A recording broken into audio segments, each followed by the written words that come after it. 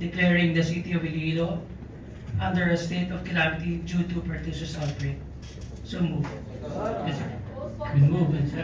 Ginaprubahan sang Iloilo City Council ang pagdeklara sang state of calamity sa syudad sang Iloilo bangod sang Pertussis. Sa special session ginadopt sang konseho ang duha ka resolusyon kag ginpasar sang Health and Sanitation Cluster sang syudad kag sang Iloilo City Disaster Risk Reduction and Management Council o kon CDRRMC nga pagdeklara sang outbreak bangod sa balatian kag pag-recommend nga ipaidalom ini sa state of calamity. Lakip sa mga parameters nga ila basehan, amo ang kaso nga na-record sa distrito sang Arevalo, Molo, Lapuz kag Haro. Ginatagan man sang emphasis nga wala sang may na-record nga kaso sang Pertussis ang syudad sang Iloilo sang nagligod nga tuig, rason nga makaalarma sang nagsinulod ang record subong nga tuig humalin sang Enero nga nagdangat ini sa 16 ka kaso kag kung pahat-pahaton 7 kompirmado nga kaso kag 9 ang suspected as of March 26. Kadungan sang deklarasyon ginaprubahan man ang paggamit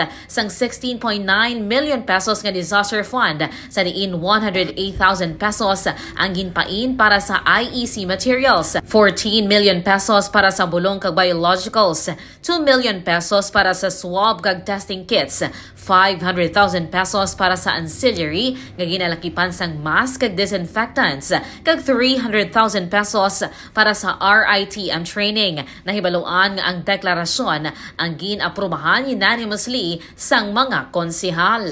Inisi ka K5 Alex Escalante para sa kampyon nga balita, serbisyo publiko kag kalingawan sa Iloilo. K5 News FM. This news is brought to you by, do you feel tired all the time? Do you have frequent infections? Do you have always cold? It's a sign of low immune system. Boost your immune system with Clinica D3 Bio, antibacterial, natural antioxidant, immune system booster. Clinica D3 Bio has vitamin D3, lauric acid, and monolurine to fight against all viruses. Try Clinica Vitamin D3 with Coccus nocifera.